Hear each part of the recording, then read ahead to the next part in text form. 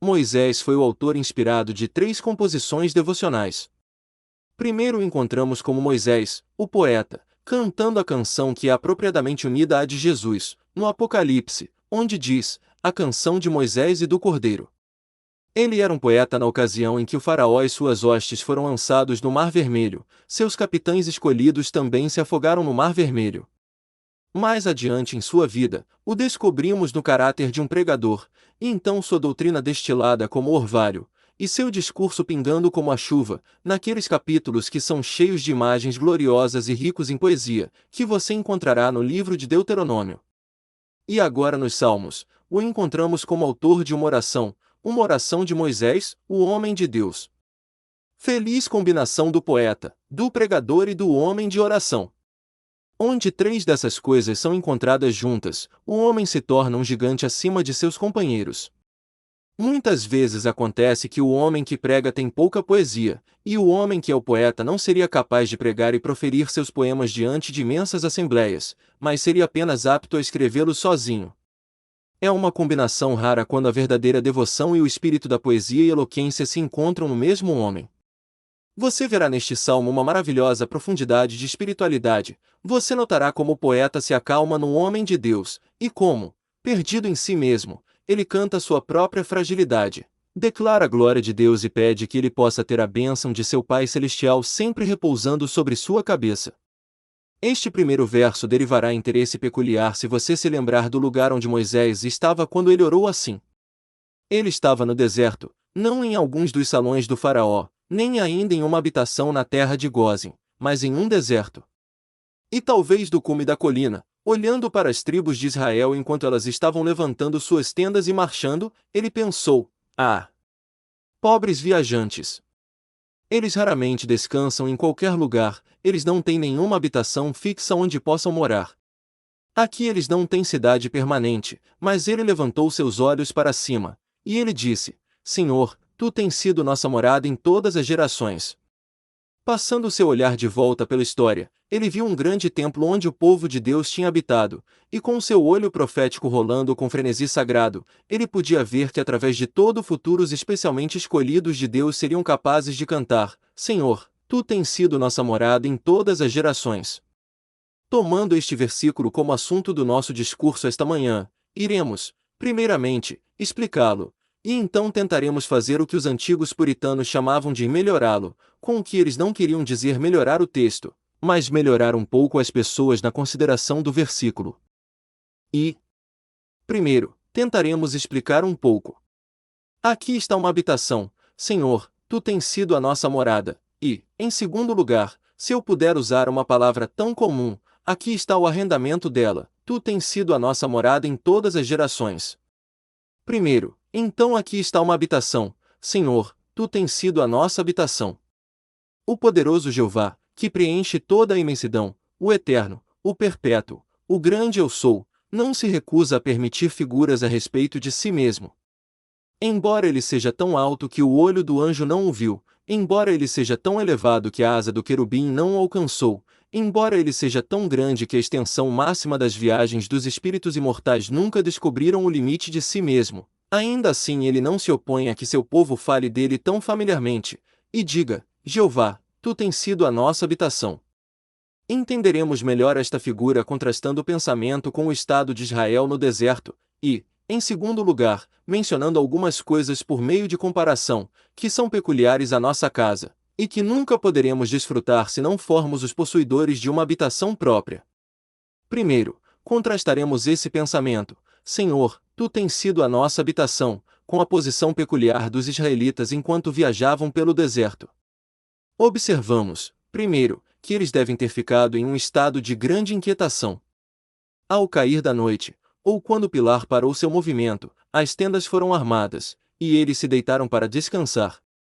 Talvez amanhã, antes que o sol da manhã tivesse nascido, a trombeta soou, eles se levantaram de suas camas e descobriram que a arca estava em movimento, e o pilar de nuvens de fogo estava liderando o caminho através dos estreitos desfiladeiros da montanha subindo a encosta, ou ao longo do deserto árido do deserto. Eles mal tiveram tempo para organizar sua pequena propriedade em suas tendas e tornar todas as coisas confortáveis para si mesmos, antes de ouvirem o som de fora. Fora! Fora! Este não é seu descanso. Vocês ainda devem estar viajando em direção a Canaã. Eles não podiam plantar um pequeno pedaço de terra ao redor de suas tendas, eles não podiam colocar sua casa em ordem e arrumar seus móveis, eles não podiam se apegar ao pedaço de terra. Embora agora mesmo seu pai tivesse sido enterrado em um lugar onde uma tenda havia permanecido por um tempo, eles ainda deveriam partir. Eles não devem ter apego ao lugar, não devem ter nada do que chamamos de conforto, facilidade e paz, mas devem estar sempre viajando, sempre viajando. Além disso, estavam tão expostos que nunca conseguiam ficar muito à vontade em suas tendas. Em um momento, a areia, com o Simon quente por trás dela, atravessava a tenda e os cobria quase até o enterro. Em ocasiões frequentes, o sol quente os queimava, e suas lonas dificilmente seriam uma preservação. Em outro momento, o vento cortante do norte congelava ao redor deles, de modo que dentro de suas tendas eles ficavam sentados tremendo e encolhidos em volta de suas fogueiras. Eles tinham pouca facilidade, mas eis o contraste que Moisés, o homem de Deus, discerne com gratidão: tu não és nossa tenda, mas tu és nossa morada. Embora estejamos inquietos aqui, embora sejamos jogados de um lado para o outro por problemas, embora viajemos por um deserto e achemos que é um caminho áspero, embora quando nos sentamos aqui não saibamos o que conforto significa, ó Senhor, em Ti possuímos todo o conforto que uma casa pode proporcionar, temos tudo o que uma mansão ou palácio pode dar ao príncipe, que pode se recostar em seu sofá e descansar em sua cama de plumas. Senhor, Tu és para nós conforto, Tu és uma casa e habitação. Você já soube o que é ter Deus como sua morada no sentido de conforto? Você sabe o que é, quando você tem tempestades atrás de você, sentir-se como uma ave marinha, soprada para a terra pela própria tempestade? Você sabe o que é, quando você foi enjaulado às vezes pela adversidade, ter a corda cortada pela graça divina, e como o pombo que voa imediatamente para seu próprio pombal, você acelerou seu caminho através do éter, e se encontrou em Deus? Você sabe o que é, quando você é jogado nas ondas, descer às profundezas da divindade, lá se regozijando que nenhuma onda de problemas agita seu espírito, mas que você está serenamente em casa com Deus, seu próprio Pai Todo-Poderoso? Você pode, em meio a todo o desconforto desta jornada no deserto, encontre um conforto ali? O peito de Jesus é um doce travesseiro para sua cabeça? Você pode deitar-se assim no peito da divindade?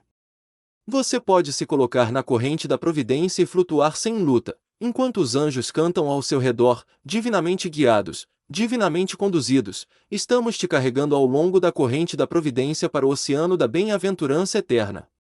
Você sabe o que é deitar-se em Deus, desistir de todo cuidado, afastar a ansiedade ali, não em uma imprudência de espírito, mas em um santo descuido, não se preocupar com nada, mas em tudo, pela súplica, fazer conhecidas suas necessidades a Deus. Se sim, você ganhou a primeira ideia, Senhor, Tu tens sido nossa morada por todas as gerações.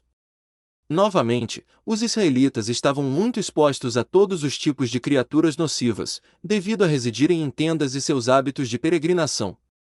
Em um momento, a serpente de fogo era sua inimiga. À noite, as feras selvagens rondavam ao redor deles. A menos que aquele pilar de fogo fosse um muro de fogo ao redor deles e glória no meio, todos eles poderiam ter caído presas dos monstros selvagens que vagavam pelos desertos. Piores inimigos eles encontraram na espécie humana. Os amalequitas desceram correndo das montanhas, hordas selvagens errantes os atacavam constantemente. Eles nunca se sentiram seguros, pois eram viajantes através do país de um inimigo. Eles estavam se apressando através de uma terra onde não eram desejados, para outra terra que estava fornecendo meios para se opor a eles quando eles chegassem. Assim é o cristão. Ele está viajando através da terra de um inimigo, todos os dias ele está exposto ao perigo. Sua tenda pode ser quebrada pela morte, o caluniador está atrás dele, o inimigo aberto está diante dele, a fera selvagem que ronda à noite, e a peste que devasta durante o dia, buscam continuamente sua destruição, ele não encontra descanso onde está, ele se sente exposto. Mas, diz Moisés, embora vivamos em uma tenda exposta a feras selvagens e homens ferozes, ainda assim Tu és nossa habitação. Em Ti não encontramos exposição. Dentro de ti nos encontramos seguros, e em tua gloriosa pessoa habitamos como em uma torre inexpugnável de defesa, a salvo de todo medo e alarme, sabendo que estamos seguros. Ó cristão, você já soube o que é ficar no meio de batalhas, com flechas voando densas ao seu redor mais do que seu escudo pode pegar, e ainda assim você tem estado tão seguro como se estivesse cruzando seus braços e descansando dentro das paredes de algum forte bastião, onde a flecha não poderia te atingir, e onde nem mesmo o som da trombeta poderia perturbar seus ouvidos. Tu conheceste o que é habitar com segurança em Deus, entrar no Altíssimo, e rir para desprezar a raiva, as carrancas, os escárnios, o desprezo, a calúnia e a calúnia dos homens, ascender ao lugar sagrado do pavilhão do Altíssimo, e permanecer sob a sombra do Todo-Poderoso, e sentir-te seguro? E observa, tu podes fazer isso. Em tempos de pestilência é possível andar no meio da cólera e da morte, cantando, pragas e mortes voam ao meu redor, até que ele queira, não posso morrer. É possível ficar exposto ao mais alto grau de perigo e, ainda assim, sentir uma serenidade tão santa que podemos rir do medo, grande demais poderoso demais por meio de Deus para nos rebaixarmos por um momento à covardia do tremor. Sabemos em quem temos crido, e estamos persuadidos de que Ele é poderoso para guardar aquilo que lhe confiamos.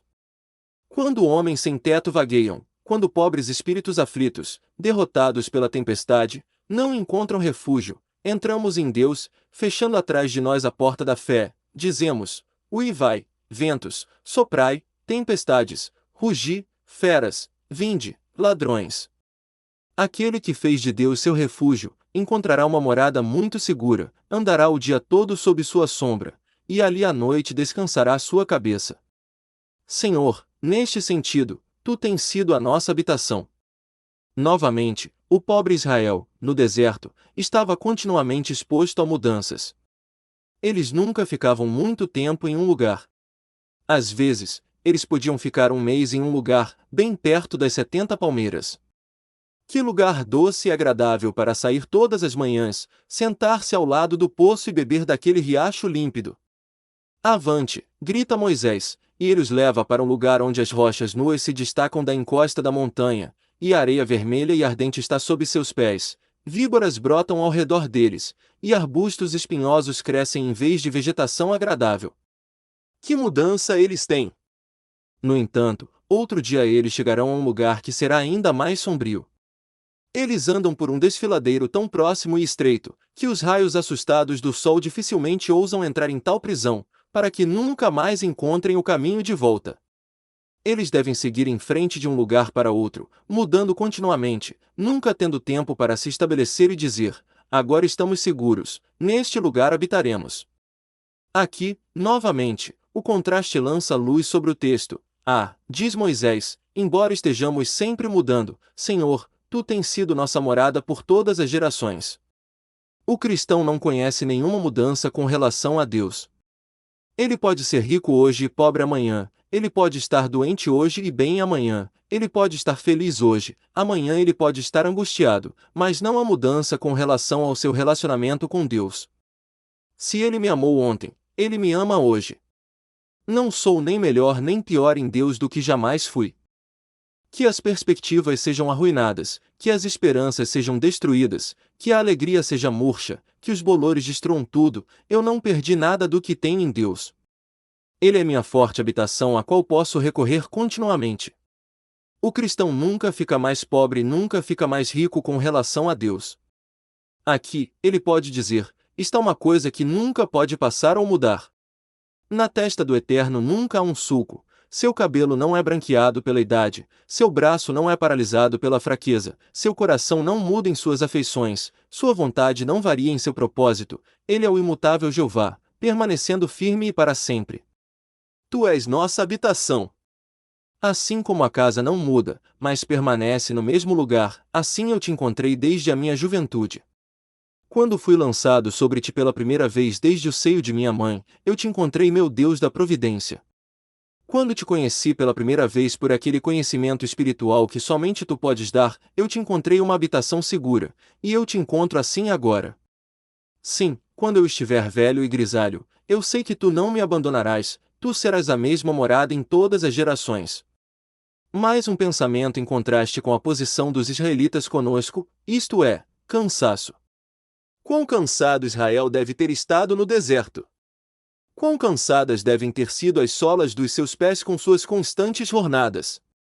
Eles não estavam em um lugar de repouso, luxo e descanso, mas em uma terra de jornada, cansaço e problemas.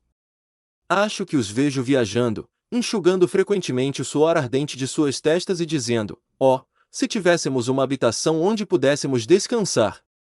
Oh, se pudéssemos entrar em uma terra de vinhas e romãs, uma cidade onde pudéssemos desfrutar de imunidade de alarme!" Deus nos prometeu isso, mas não o encontramos. Resta um descanso para o povo de Deus, que o encontremos.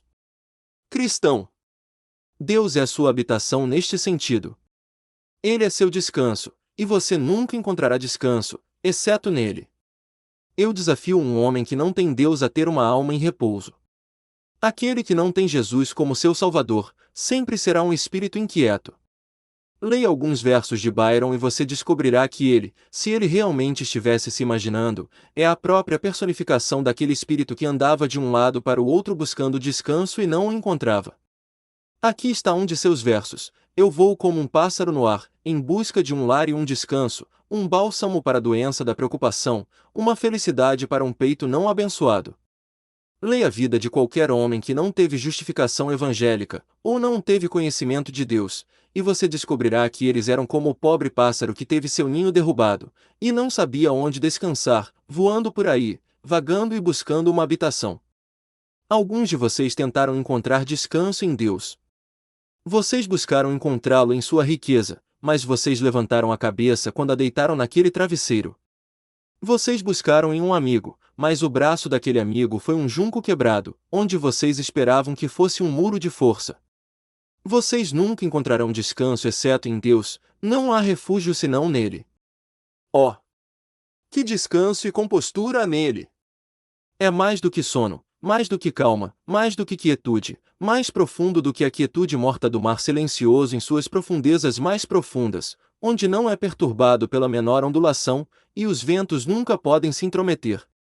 Há uma calma santa e um doce repouso que só o cristão conhece, algo como as estrelas adormecidas lá em cima em camas de azul, ou como o descanso seráfico que podemos supor que os espíritos beatificados têm quando se curvam continuamente diante do trono. Há um descanso tão profundo e calmo, tão quieto, tão profundo, que não encontramos palavras para descrevê-lo.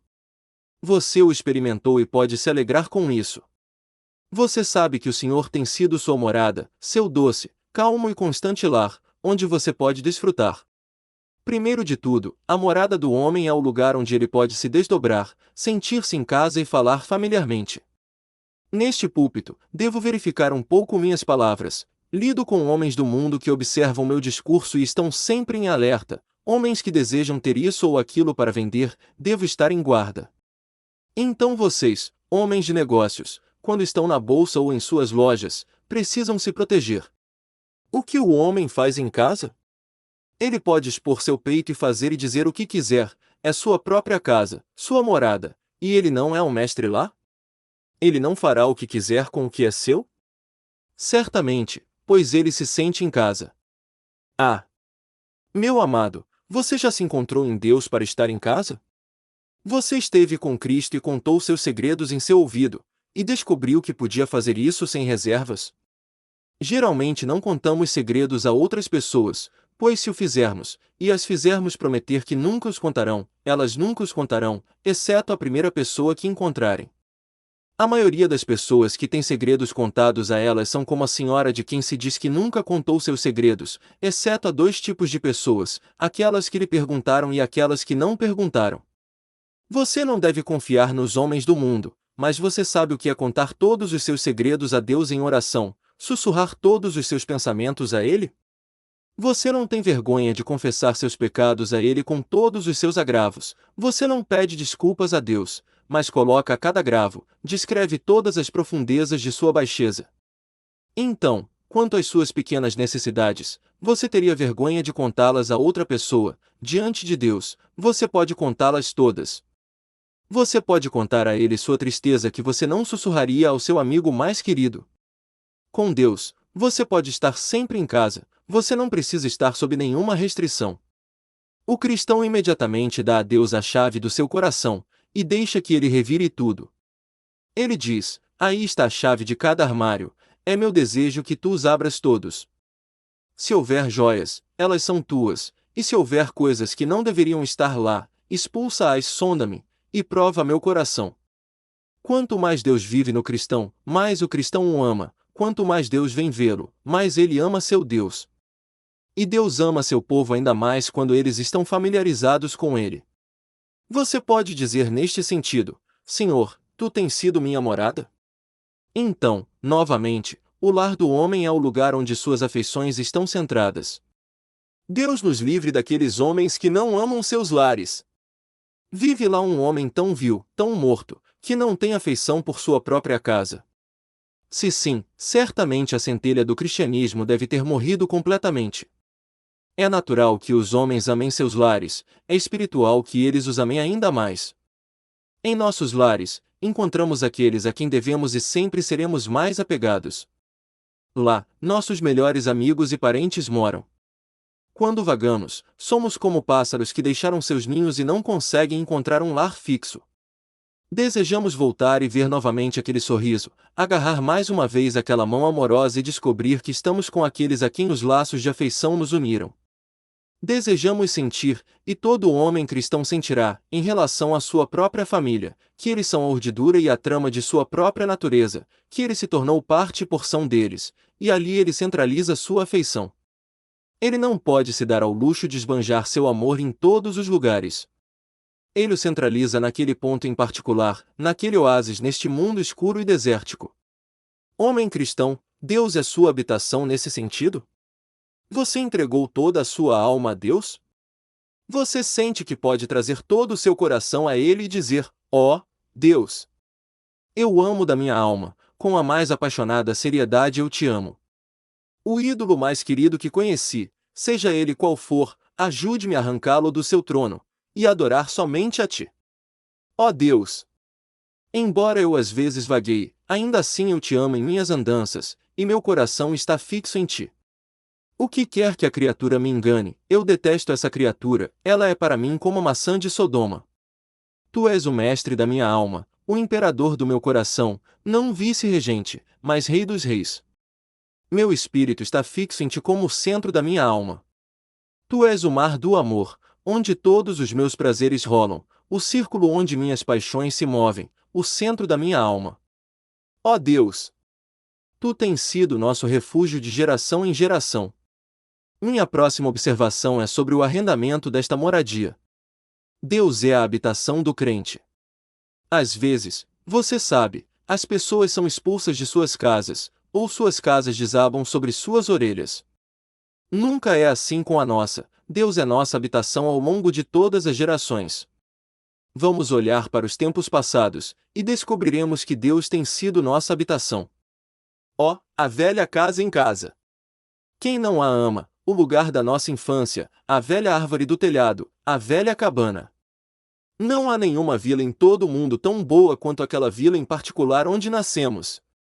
É verdade, os portões, as estacas e os postes foram alterados, mas ainda há um apego àquelas casas antigas, a velha árvore no parque e a velha torre coberta de era. Não é muito pitoresco, talvez, mas adoramos ir vê-lo. Gostamos de ver os lugares assombrados da nossa infância. Há algo agradável naquelas velhas escadas onde o relógio costumava ficar, e no quarto onde a avó costumava dobrar o joelho, e onde tínhamos a oração familiar. Não há lugar como aquela casa, afinal. Bem, amados, Deus tem sido a habitação do cristão em anos que se passaram. Cristão, sua casa é de fato uma casa venerável, e você mora lá há muito tempo. Você morava lá na pessoa de Cristo muito antes de ser trazido a este mundo pecaminoso, e ela deve ser sua morada por todas as gerações. Você nunca deve pedir outra casa, você sempre ficará contente com aquela que tem, você nunca desejará mudar sua habitação. E se você quisesse, não poderia, pois ele é sua morada em todas as gerações. Deus lhe dê a conhecer o que é tomar esta casa em seu longo arrendamento, e sempre ter Deus como sua morada. Segunda, agora venho melhorar um pouco este texto. Primeiro, vamos melhorá-lo para autoexame. Como podemos saber se somos cristãos ou não, se o Senhor é nossa morada, e será por todas as gerações? Vou dar algumas dicas para autoexame, referindo a várias passagens que procurei na primeira epístola de João. É notável que quase o único escritor bíblico que fala de Deus como uma morada é aquele apóstolo mais amoroso, João, de cuja epístola temos lido. Ele nos dá no versículo 12 do capítulo 4, um meio de saber se estamos vivendo em Deus, se nos amarmos uns aos outros, Deus habita em nós, e seu amor é aperfeiçoado em nós. E novamente mais adiante, ele diz, e nós conhecemos e cremos no amor que Deus tem por nós. Deus é amor, e aquele que habita no amor habita em Deus, e Deus nele. Você pode então dizer se você é um inquilino desta grande casa espiritual pelo amor que você tem para com os outros. Você tem amor para com os santos? Bem, então, você mesmo é um santo. As cabras não amarão as ovelhas, e se você ama as ovelhas, é uma evidência de que você mesmo é uma ovelha. Muitos da família fraca do Senhor nunca podem obter nenhuma outra evidência de sua conversão, exceto esta: sabemos que passamos da morte para a vida, porque amamos os irmãos. E embora isso seja muito pouca evidência, ainda assim é tal que a fé mais forte muitas vezes não consegue obter uma muito melhor. Se eu não amo a Deus, amo seu povo. Se eu não sou cristão, amo sua casa. O quê? O diabo te disse que você não é do Senhor? Pobre coração fraco, você ama o povo do Senhor? Sim, dizes tu, eu amo ver seus rostos e ouvir suas orações, eu quase poderia beijar a bainha de suas vestes. É assim? E você daria a eles se fossem pobres?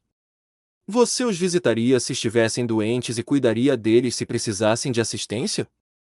Ah! Sim. Então não tema. Você que ama o povo de Deus deve amar o Mestre. Sabemos que habitamos em Deus se amamos uns aos outros. No versículo 13 há outro sinal: nisto conhecemos que permanecemos nele, e ele em nós, porque nos deu do seu Espírito. Já tivemos o Espírito de Deus em nós? Essa é uma das perguntas mais solenes que posso fazer.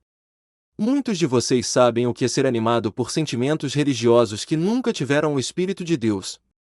Muitos de nós temos grande necessidade de tremer para não termos recebido esse Espírito.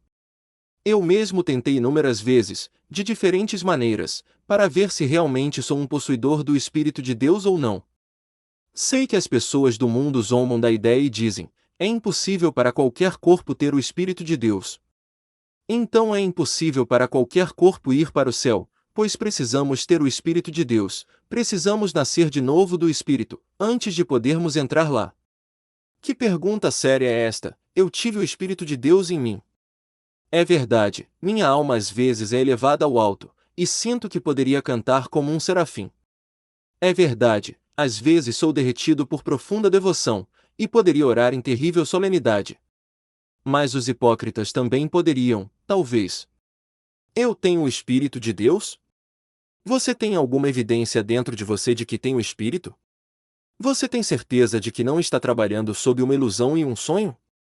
Você realmente tem o Espírito de Deus dentro de você? Se sim, você habita em Deus. Esse é o segundo sinal. Mas o apóstolo dá outro sinal no versículo 15: todo aquele que confessar que Jesus é o Filho de Deus, Deus habita nele, e ele em Deus. A confissão de nossa fé no Salvador é outro sinal de que vivemos em Deus.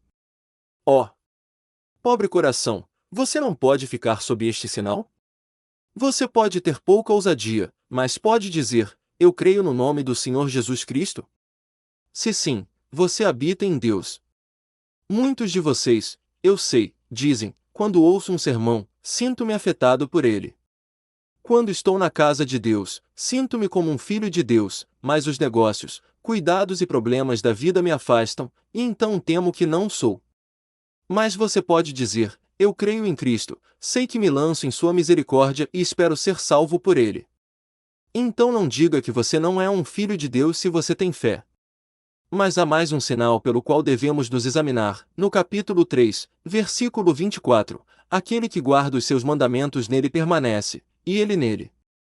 A obediência aos mandamentos de Deus é um sinal abençoado de uma habitação em Deus.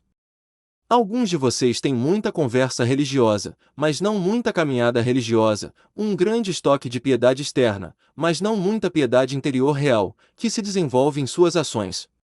Essa é uma dica para alguns de vocês que sabem que é certo ser batizado, e não são.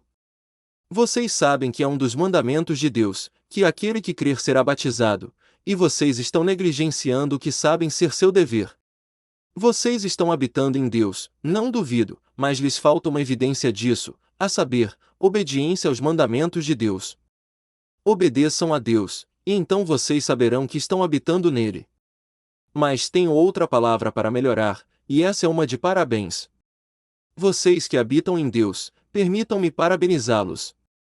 Homens 3 vezes felizes são vocês, se vocês estão habitando em Deus.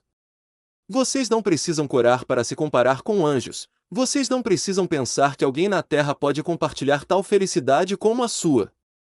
Sião, quão abençoada és tu, livre de todos os pecados. Agora você é, por meio de Cristo, feito para habitar em Deus, e, portanto, está eternamente seguro. Eu os parabenizo, cristãos, primeiro, por terem uma casa tão magnífica para morar.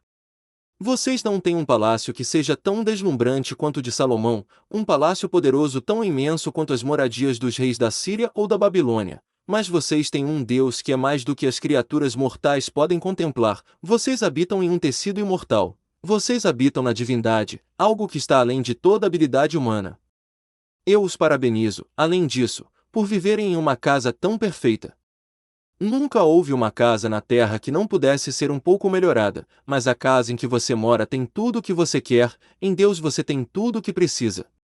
Eu o parabenizo, além disso, por viver em uma casa que durará para sempre, uma morada que não passará, quando este mundo tiver sido espalhado como um sonho, quando, como a bolha no disjuntor, a criação tiver morrido. Quando todo este universo tiver morrido como uma faísca de uma marca que está expirando, sua casa viverá e permanecerá mais imperecível do que o mármore, mais sólida do que o granito, autoexistente como Deus, pois é Deus.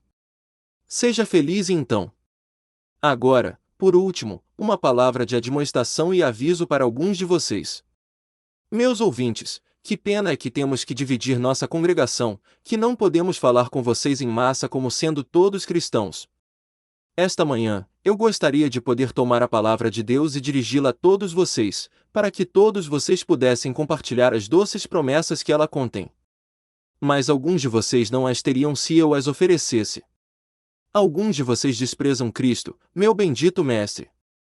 Muitos de vocês pensam que o pecado é uma ninharia, e a graça é inútil, o céu é uma visão, e o inferno é uma ficção. Alguns de vocês são descuidados, endurecidos e irrefletidos, sem Deus e sem Cristo. Ó! Meus ouvintes, eu me pergunto por ter tão pouca benevolência, que não prego com mais fervor para vocês. Acho que se eu pudesse ter uma estimativa correta do valor de suas almas, eu não falaria como faço agora com uma língua gaguejante, mas com palavras flamejantes. Tenho grande motivo para corar com minha própria preguiça, embora Deus saiba que me esforcei para pregar a verdade de Deus tão veementemente quanto possível, e me dedicaria a seu serviço, mas me pergunto por que não estou em todas as ruas de Londres e prego sua verdade. Quando penso nos milhares de almas nesta grande cidade que nunca ouviram falar de Jesus, que nunca ouviram, quando penso em quanta ignorância existe, e quão pouca pregação do Evangelho há, quão poucas almas são salvas, penso, ó Deus, que pouca graça devo ter, para não me esforçar mais pelas almas. Uma palavra de advertência. Você sabia, pobre alma, que não tem uma casa para morar? Você tem uma casa para seu corpo, mas nenhuma casa para sua alma. Você já viu uma pobre garota à meia-noite sentada na soleira de uma porta chorando? Alguém passa e diz: por que você está sentada aqui? Não tenho casa, senhor. Não tenho lar. Onde está seu pai? Meu pai morreu, senhor. Onde está sua mãe? Não tenho mãe, senhor. Você não tem amigos? Nenhum amigo. Você não tem casa? Não, não tenho nenhum. Não tenho casa. E ela treme no ar frio, e junta seu pobre chale esfarrapado ao redor de si, e chora novamente: não tenho casa, não tenho lar. Você não teria pena dela? Você a culparia por suas lágrimas? Ah! Há alguns de vocês que têm almas sem casa aqui esta manhã. É algo ter um corpo sem casa, mas pensar em uma alma sem casa. Parece-me que te vejo na eternidade sentado na porta do céu. Um anjo diz: o quê? Não tens casa para viver? Nenhuma casa, diz a pobre alma. Não tens pai? Não, Deus não é meu pai, e não há outro além dele. Não tens mãe? Não, a igreja não é minha mãe, nunca busquei seus caminhos, nem amei Jesus. Não tenho pai nem mãe. Não tens casa, então? Não, eu sou uma alma sem teto. Mas há uma coisa pior sobre isso: almas sem teto têm que ser enviadas para o inferno, para uma masmorra, para um lago que queima com fogo. Alma sem teto. Em pouco tempo teu corpo terá ido, e onde te abrigarás quando a quente saraivada da vingança eterna vier do céu? Onde esconderás tua cabeça culpada, quando os ventos do último dia do julgamento te varrerem com fúria? Onde te abrigarás, quando a explosão do terrível for como uma tempestade contra uma parede, quando a escuridão da eternidade vier sobre ti, e o inferno se adensar ao teu redor? Será em vão para te clamar: rochas, escondei-me, montanhas, caiam sobre mim, as rochas não te obedecerão, as montanhas não te esconderão. Cavernas seriam palácios se você pudesse morar nelas, mas não haverá cavernas para você esconder sua cabeça, mas você será almas sem casa, espíritos sem casa, vagando pelas sombras do inferno, atormentados, destituídos, aflitos, e isso por toda a eternidade. Pobre alma sem casa, você quer uma casa?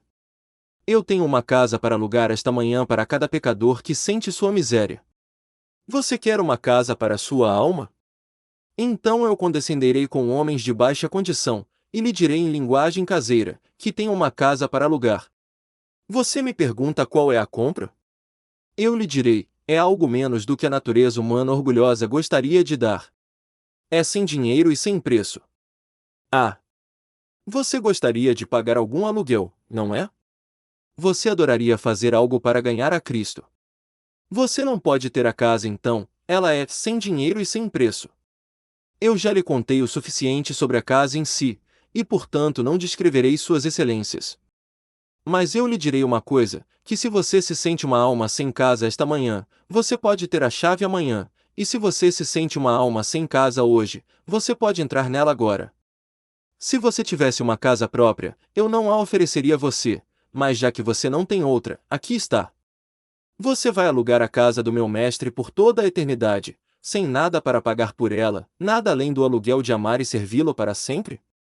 Você aceitará Jesus e habitará nele por toda a eternidade? Ou você ficará contente em ser uma alma sem casa? Entre, Senhor, veja, ela está mobiliada de cima a baixo com tudo o que você deseja.